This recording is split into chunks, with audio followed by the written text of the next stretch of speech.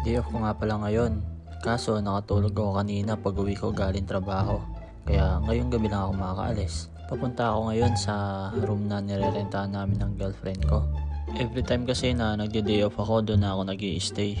Hindi lang dahil sa nakakatulog ako ng mahimbing doon. Siyempre, nakakasama ko pa din yung girlfriend ko. Tapos, naihahatid sundo ko pa siya sa trabaho niya. At minsan, naipagluluto ko din siya ng gusto niya. Iba pa din kasi yung meron kayong quality time, yung syempre yung magkasama kayo, tapos makakapagkwentuhan kayo kung ano ba yung mga plano nyo sa buhay, plano nyo sa future nyo, mga ganung bagay ba. Sana all. Pagdating ko nga ng bus station ay wala pang bus, kaya nagantay ako dyan ng mga 10 minutes, tapos maya maya din ay dumating na din yung bus na sasakyan ko. Dito pala guys, napaka-importante nung tinatawag na yoyo card. Ito kasi yung ginagamit kapag sasakay ka ng bike, bus, or train.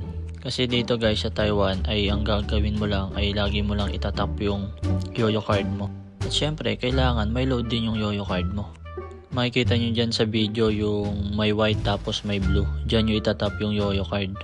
Pag akit nyo ng bus saka pag bababa na kayo ng bus, itatap nyo yun. At maya maya nga ay nakababa na din ako ng bus. At dito nga sa part na to ay nag-iisip ako kung magta-taxi ba ako o magbabas. Kasi isang sakay pa ako para makapunta dun sa mismong room na nirerentahan namin. Kaso kasi guys, pag nag-taxi ako mahal, 200 or 250. Pero mga 10 to 15 minutes din yung biyahe. Pero kapag nag-bus kasi ako, nasa 20 to 30 lang yung babayaran ko.